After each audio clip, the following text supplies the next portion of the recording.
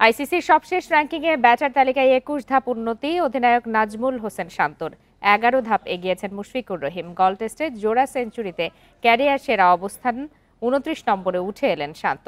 গলে প্রথম ইনিংসে ১৪৮ ও দ্বিতীয় ইনিংসে ১২৫ রানে অপরাজিত ছিলেন এই বাঁহাতি ব্যাটার। এর আগে শান্তর সেরা অবস্থান ছিল ৪২ নম্বরে।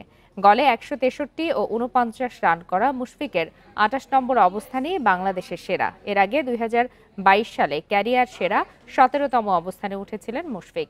৩ ধাপ উন্নতি লিটন দাস ও সাদমানের। গলে নিষ্প্রভ মুমিনুল পিছিয়েছেন ৫ ধাপ। ১৪ ধাপ পিছিয়েছেন জাকের আলী। বোলিংয়ে ৬ ধাপ এগিয়েছে গলে ৫ উইকেট শিকারী নাইম হাসান।